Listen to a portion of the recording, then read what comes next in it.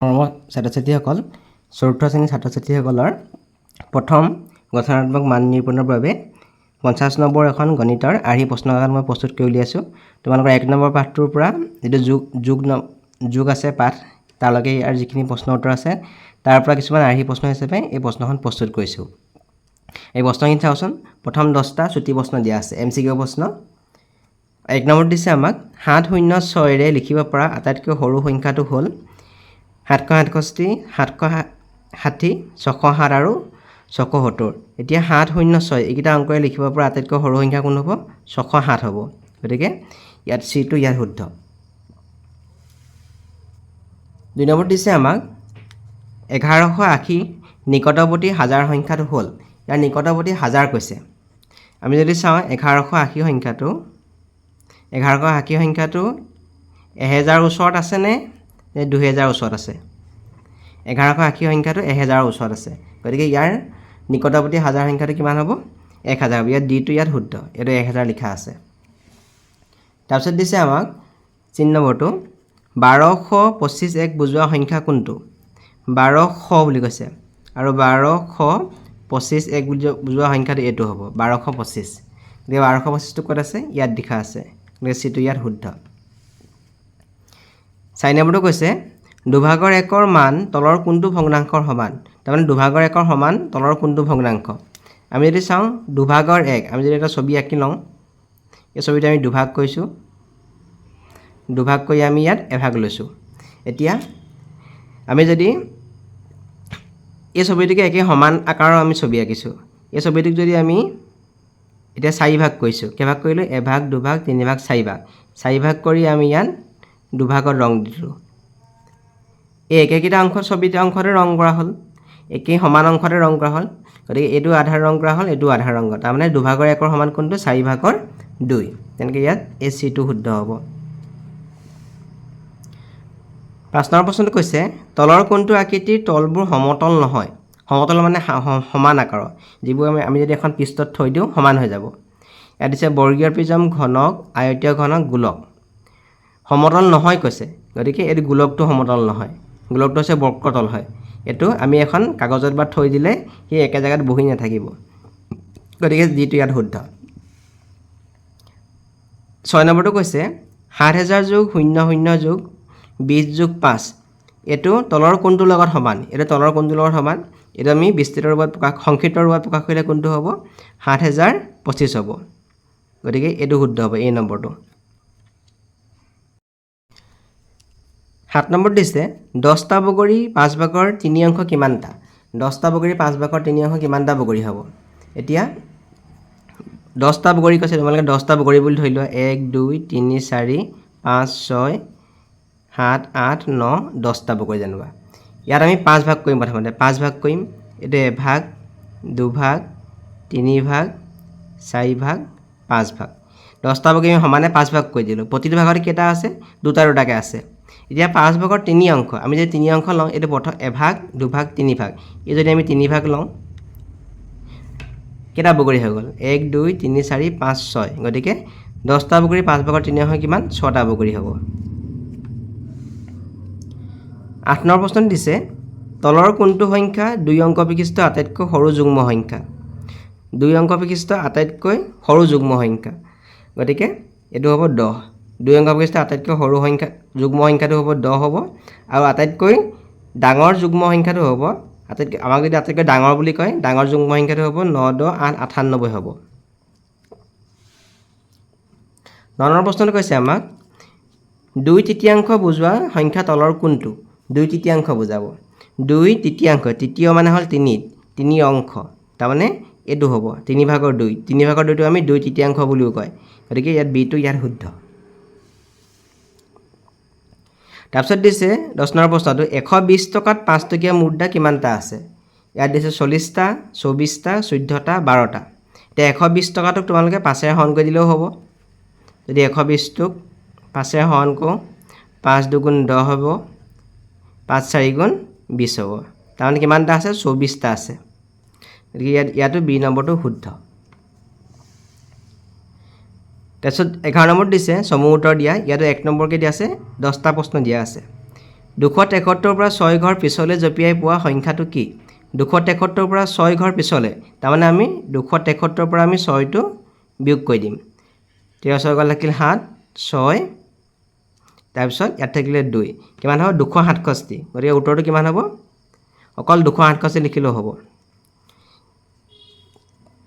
তাৰপিছতে কৈছে 4/1তকৈ ডাঙৰ যিকোনো এটা ভগ্নাংশ লিখা 4/1তকৈ ডাঙৰ বুলি ক'লে আমি লিখিব পাৰোঁ 2/1 লিখিব পাৰোঁ 3/1 লিখিব পাৰোঁ 4/1তকৈ ডাঙৰ এইকেইটা 2/1টো 4/1তকৈ ডাঙৰ হ'ব 3/1টো 4/1তকৈ ডাঙৰ হ'ব তোমালোকে যিকোনো এটা লিখিব কৈছে তোমালোকে 2/1 লিখিব পাৰা নাইবা 3/1 লিখিলেও হ'ব C নম্বৰটো কৈছে 786 সংখ্যাটোত 7 আৰু 6 অংক দুটাৰ স্থানীয় মানৰ পাৰ্থক্য কিমান এতিয়া এই সংখ্যাটোত 7ৰ স্থানীয় মান কিমান হ'ব 700 হ'ব তাৰপিছত 6 স্থানীয় মান কিমান হ'ব 6টো 1ৰ ঘৰত আছে গতিকে 6 স্থানীয় মান কিমান হ'ব 6 হ'ব পাৰ্থক্য মানে হ'ল বিয়োগফল আমি বিয়োগ কৰিম 10 সকল থাকিল 4 ইয়াত থাকিব 9 থাকিব আৰু ইয়াত থাকিব 6 694 গতিকে পাৰ্থক্য কিমান হ'ব 694 দুই নম্বৰটো কৈছে আমাক দুটা অংকযুক্ত মুঠ কিমানটা সংখ্যা আছে আমি জানো যে এটা অংকযুক্ত সংখ্যা 9টা আছে আৰু দুটা অংকযুক্ত সংখ্যা 90টা আছে তোমালোকে লিখিব লাগিব 90টা আমাক যদি তেনেকৈ সোধে তিনিটা অংকযুক্ত মুঠ কিমানটা সংখ্যা আছে তিনিটা অংকযুক্ত মুঠ 900টা সংখ্যা থাকিব তেনেকৈ যদি সোধে আমাক চাৰিটা অংকযুক্ত মুঠ কিমানটা সংখ্যা আছে তেতিয়া হ'ব 9000টা চাৰিটা অংকযুক্ত সংখ্যা আছে 220 টকা হ'বলৈ 20 টকীয়া নোট কিমানটা লাগিব এতিয়া 220 টকা এতিয়া 220 টকা তোমালোকে এনেকৈ ভাগ কৰি চাব পাৰা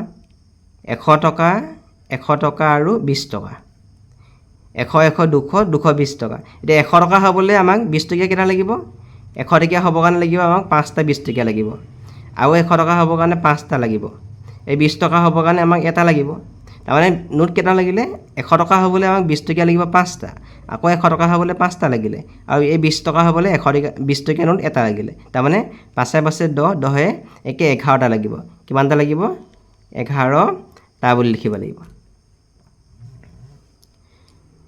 তাৰপিছত দিছে আমাক 4 অংক বিশিষ্ট আটাইতকৈ সৰু সংখ্যাটোৰ পৰা 1 বিয়োগ কৰিলে কিমান হ'ব 4 অংক বিশিষ্ট আটাইতকৈ সৰু সংখ্যা 4 অংক বিশিষ্ট আটাইতকৈ সৰু সংখ্যাটো হ'ব 1000 তাৰপৰা যদি আমি 1 বিয়োগ কৰোঁ কিমান হ'ব 999 হ'ব গতিকে ইয়াত লিখিব লাগিব 999 তাৰপিছতো কৈছে আমাক অংককেইটাৰ পুনৰাবৃত্তি নকৰাকৈ গঠন কৰা তিনিটা অংক বিশিষ্ট আটাইতকৈ ডাঙৰ সংখ্যাটো কি অংককেইটাৰ পুনৰাবৃত্তি কৰিবলৈ কোৱা নাই এতিয়া অংককেইটাৰ পুনৰাবৃত্তি নকৰাকৈ গঠন কৰা তিনিটা অংক বিশিষ্ট আটাইতকৈ ডাঙৰ সংখ্যাটো হ'ব 987 হ'ব এইটো অংককেইটা পুনৰাবৃত্তি নকৰাকৈ গঠন কৰা আটাইতকৈ তিনিটা অংক বিশিষ্ট আটাইতকৈ ডাঙৰ সংখ্যা এনেই আমাক তিনিটা অংক বিশিষ্ট আটাইতকৈ ডাঙৰ সংখ্যাটো 999 হ'ব তাত 9 সংখ্যাটোৰ পুনৰাবৃত্তি কৰা হৈছে 9টো 3বাৰ দিয়া হৈছে কিন্তু অংককেইটাৰ পুনৰাবৃত্তি নকৰিবলৈ কৈছে গতিকে গঠন কৰা আটাইতকৈ ডাঙৰ সংখ্যাটো হ'ব 987 হ'ব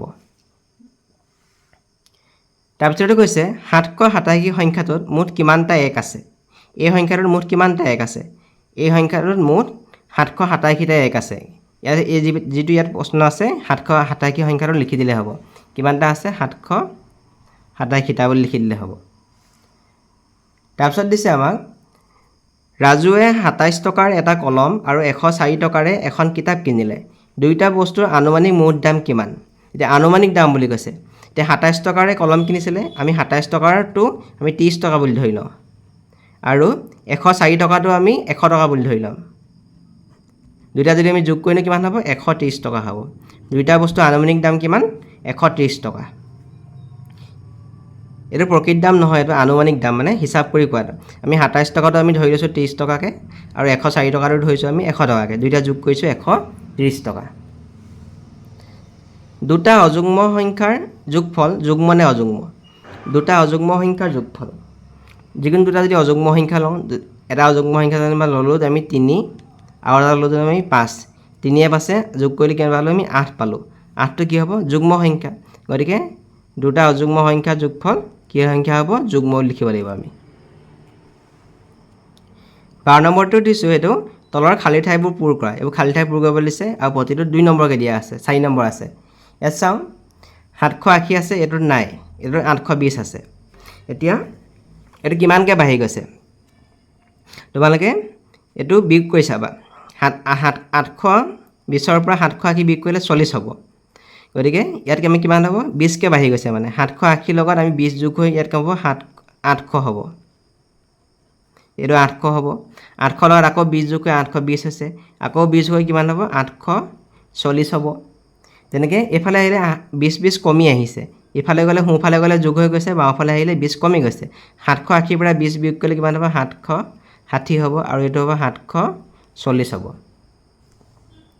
তেনেকৈ এইটো চোৱা 1015 আৰু এই খালী ঘৰকেইটা নাই, 1060 হৈছে। এইটো কিমানকৈ বাঢ়ি গৈছে 15কৈ বাঢ়ি গৈছে। 1015, 1030, 1045, 1060, ইয়াত আকৌ 15 যোগ হ'ব 1075 হ'ব, আৰু এইফালে কিমান হৈ যাব 1000 হৈ যাব। ইয়াত 15কৈ বাঢ়ি গৈছে, এইটো 1015, এইটো 1030 হ'ব, আৰু এইটো 1045 হ'ব, এইটো 60, আৰু এইটো 1075 হ'ব। 20টা ৰূপত লিখা দিছে 770, 1065। এতিয়া পাৰিবা তোমালোকে। 14 নম্বৰ প্ৰশ্ন দিছে 806 অংককেইটাৰে লিখিব পৰা 3টা অংক বিশিষ্ট সংখ্যাবোৰ লিখা। এই 3টা অংক দিছে, এইকেইটাই লিখিব পৰা 3টা অংক বিশিষ্ট সংখ্যা। আমি লিখিব পাৰোঁ 806 লিখিব পাৰোঁ, 860 লিখিব পাৰোঁ, তাৰপিছত আকৌ লিখিব পাৰোঁ 608 আৰু 680। ইয়াৰে আমি 4টা সংখ্যা লিখিব পাৰিম অকল, 806, 860, 608 আৰু 680। 5725ৰ পৰা 18 ঘৰ আগলৈ আৰু 18 ঘৰ পিছলৈ জঁপিয়াই পোৱা সংখ্যা দুটা লিখা। ইয়াৰ পৰা 18 ঘৰ আগলৈ বুলি কৈছে, তাৰমানে 5725ৰ লগত আমি 18টো যোগ কৰিব লাগিব। আকৌ 18 ঘৰ পিছলৈ বুলি কৈছে, আকৌ এই সংখ্যাটোৰ পৰা আমি 18টো বিয়োগ কৰিব লাগিব। বিয়োগ কৰি আমি দুটা সংখ্যা লিখি দিলেই হ'ল। 5725ৰ পৰা আমি প্ৰথম সংখ্যাটো আমি 18 যোগ কৰি ল'ম, আৰু পিছৰ সংখ্যাটো 5725ৰ পৰা 18টো বিয়োগ কৰিব লাগিব। 16 নম্বৰ প্ৰশ্নটো কাষৰ চিত্ৰটো খুলি দিলে কেনে দেখিব আঁকা। এইটো জানো কাগজৰ বাকচ, এই বাকচটো খুলি দিলে আমি কেনে দেখিম। এইটো প্ৰথমটো আমি ইয়াৰ এখন যেনিবা তল আছে, আৰু এই দুখন ছাইডৰ তল আছে, দুখন উঠাই দিলোঁ আমি, তাৰপিছত এইখন এখন উঠাই দিলোঁ, এইখন এখন উঠাই দিলোঁ, আৰু এইখন এখন উঠাই দিলোঁ। ইয়াত চাওঁ আমি 1 2 3 4 5 6। এই বাকচটো খুলি দিলে আমি কেনেকুৱা দেখিব, এনেকুৱা দেখিব। তোমালোকে কিতাপত এইটো লিখা আছিলে, তোমালোকে চাবা, এইটো এনেকুৱা এটা হয়তো আহিবলৈ পাৰে। 17 নম্বৰ প্ৰশ্ন তলত দিয়াবোৰৰ চিত্ৰ আঁকা। ত্ৰিভুজীয় প্ৰিজম, এইবোৰ চিত্ৰ আঁকিবলৈ চাবা। খৰভুজীয় প্ৰিজম, বৰ্গীয় পিৰামিড, ত্ৰিভুজীয় প্ৰিজম, এইবোৰ তোমালোকে চিত্ৰ আঁকিবলৈ যত্ন কৰিবা। তাৰপিছত আৰু আছিলে পঞ্চভুজীয় পিৰামিড আছিলে, চিত্ৰবোৰ তোমালোকে ভালদৰে চাই যাবা আৰু এইবোৰ আঁকিবলৈ যত্ন কৰিবা। 18 নম্বৰ প্ৰশ্ন দিছে তলৰ ভগ্নাংশবোৰ অৰ্ধক্ৰমত সজোৱা। অৰ্ধক্ৰম মানে হ'ল ডাঙৰৰ পৰা সৰুলৈ। এতিয়া ইয়াত চাওঁ 7 ভাগৰ 1, 3 ভাগৰ 1, 8 ভাগৰ 1, 2 ভাগৰ 1। এই গোটেইকেইটাৰ ভিতৰত আটাইতকৈ ডাঙৰ কোনটো? আটাইতকৈ ডাঙৰটো হ'ব 2 ভাগৰ 1টো হ'ব। 2 ভাগৰ 1টো আটাইতকৈ ডাঙৰ। তাৰপিছত 2 ভাগৰ 1ৰ পিছত আৰু কোনটো হ'ব? 3 ভাগৰ 1 হ'ব। তাৰপিছত হ'ব 3 ভাগৰ 1ৰ পিছত 7 ভাগৰ 1 হ'ব, আৰু 8 ভাগৰ 1। এইটোৱে হৈছে অৰ্ধক্ৰম, ডাঙৰৰ পৰা সৰুলৈ। যোগফলবোৰৰ ছবি আঁকা। আমি ইয়াত দেখিছোঁ 4 ভাগৰ 1 অংশত ৰং কৰা আছে, ইয়াৰো 4 ভাগৰ 2 অংশত ৰং কৰা আছে। আমি যেতিয়া যোগফল কৰিম, আমি এই ছবিটো আমি ইয়াত আঁকি ল'ব লাগিব। এই ছবিটো আঁকিলোঁ, ইয়াত আমি 4 ভাগ কৰি ল'লোঁ। ইয়াত এভাগত ৰং কৰা আছে, এটা 4 ভাগৰ 1 অংশত, আৰু ইয়াৰ 4 ভাগৰ 2 অংশত ৰং কৰা আছে। ছবিটোত কেইটা অংশত ৰং হ'ব? 4 ভাগৰ 3 অংশত। এতিয়া 4 ভাগ কৰি ল'লোঁ, এই এভাগত ৰং দিলোঁ, 2 ভাগত দিলোঁ, 3 ভাগত দিলোঁ। তেনেকৈ ইয়াত দেখিছোঁ আমি 3 ভাগৰ 1 অংশত ৰং কৰা আছে, ইয়াত 3 ভাগৰ 2 অংশত ৰং কৰা আছে। আমি ইয়াত ছবিটো আঁকি ল'লোঁ, 3 ভাগ কৰি ল'লোঁ। ইয়াত যিহেতু 3 ভাগৰ 1 অংশ আৰু 3 ভাগৰ 2 অংশ, তাৰমানে 1 আৰু 2 যোগ কৰিলে কিমান হ'ব? 3 ভাগৰ 3 অংশত ৰং কৰি দিম। আমি গোটেই ছবিটো ৰং কৰি দিম। তলৰ ছবিবোৰ নিৰ্দেশ দিয়া মতে ৰং কৰা। এতিয়া 20 নম্বৰটো কৈছে আমাক এইটো 4 ভাগৰ 3 অংশত ৰং কৰিব লাগে। আমি 4 ভাগটো আমি এনেকৈ কৰিম, এইটো 4 ভাগ কৰিলোঁ আমি। ইয়াৰ 3 অংশত ৰং কৰিম আমি, এই 3টা অংশত আমি ৰং কৰি দিলোঁ। এইটো 5 ভাগ কৰিব লাগে, এভাগ, 2 ভাগ, 3 ভাগ 4 ভাগ 5 ভাগ তোমালোকে এই ভাগটো কোনে চাবা যাতে প্ৰতিটো ভাগৰটো সমান সমান হয় ইয়াৰ 2 ভাগত ৰং কৰিবলৈ কৈছে আমি এই 2 ভাগত ৰং কৰি দিছোঁ 21 নম্বৰটো কৈছে বৰ্গীয় পিৰামিডৰ যিকোনো দুটা বৈশিষ্ট্য লিখা বৰ্গীয় পিৰামিড ইয়াত চুক কেইটা আছে কাষ কেইটা আছে তল কেইখন আছে তোমালোকে লিখি দিবা অলপ অলপ লিখিবা বৰ্গীয় পিৰামিডৰ তলবোৰ হ'ল সমতল আটাইকেইখন তলবোৰ হৈছে সমতল ইয়াত চুক কিমান আছে বৰ্গীয় পিৰামিড আমি যদি বৰ্গীয় পিৰামিডটো আঁকি চাওঁ এইটো বৰ্গীয় পিৰামিড হ'ব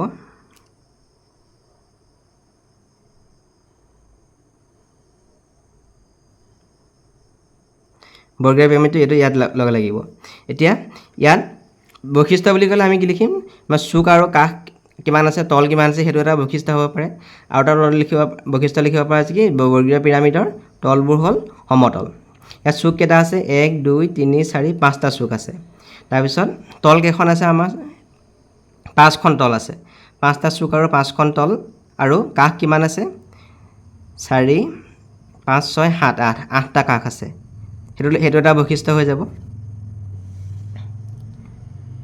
তেনেকৈ তোমালোকে বৰ্গীয় পিৰামিডৰ লগতে আৰু তোমালোকৰ কিতাপত কেইবাটাও আছে খৰভুজৰ প্ৰিজম আছে বৰ্গীয় প্ৰিজম আছে তাৰপিছত ত্ৰিভুজীয় প্ৰিজম আছে আয়তীয় ঘনক আছে গোটেইখিনি তোমালোকে বৈশিষ্ট্যখিনি চাই যাবা তাত কিতাপত লিখা আছে খালী ঠাই পূৰ কৰা এইটো খালী ঘৰ পূৰ কৰিবলৈ কৈছে ইয়াত দিছে 5ৰ লগত কিবা এটা সংখ্যা যোগ কৰিলে 7 হয় তাৰমানে ইয়াত কিমান দিব লাগিব 2 দিব লাগিব 4 লগত কিবা এটা সংখ্যা যোগ কৰিলে 9 হয় ইয়াত দিব লাগিব 5 2 লগত কিবা এটা সংখ্যা যোগ কৰিলে 5 হয় এইটো দিব লাগিব 3 তাৰপিছত এইটো হৈছে উকলা যোগ ইয়াত দিছে 7 ইয়াত 12 তাৰমানে আমি ইয়াত 5 দিব লাগিব 5ৰ লগত 7 যোগ কৰিলে 12 হ'ল 12ৰ 2টো বহিলে আৰু 1 দটো ইয়াত উকলিলে 1 3 4 4 2 6 হৈ গ'ল ইয়াত যিকোনো দুটা সংখ্যা লিখিব কৈছে তোমালোকক যোগ কৰি 8 পাব লাগে কৈছে তোমালোকে যিকোনো লিখিব পাৰা 4 লগত 4 যোগ কৰিলেও 8 হ'ব বা যদি তোমালোকে 4 নিদিয়া 6 আৰু 2 লিখিব পাৰা 6 2 8 হ'ব 7 1 8 হ'ব পাৰে 23 নম্বৰটো কৈছে ৰাজধানী ট্ৰেইনৰ শয়নযান শ্ৰেণী এটা টিকেটৰ দাম ইমান টকা হ'লে 3টা টিকেটৰ মুঠ দাম কিমান হ'ব ইয়াত কৈছে 3টা টিকেটৰ দাম তোমালোকে এইটো যোগো কৰিব পাৰা এটা টিকেটৰ দাম কিমান দি আছে 4670 ইয়াত 3টা টিকেটৰ কৈছে গতিকে 4670 3টা এনেকৈ যোগ কৰি দিব পাৰা যোগ কৰি দিলেও তোমালোকৰ উত্তৰটো ওলাই যাব নহ'লে তোমালোকে পূৰণো কৰিব পাৰা 4670 লগত 3টো পূৰণ কৰি দিলেও ইয়াৰ উত্তৰটো ওলাব এই প্ৰশ্নখন মই ইমানতে সামৰিছোঁ তোমালোকে পাঠখিনিত যিমানখিনি প্ৰশ্ন আছে গোটেইখিনি তোমালোকে চাব লাগিব এইখিনি মাত্ৰ মই আৰ্হি প্ৰশ্ন হিচাপে তোমালোকক দিলোঁ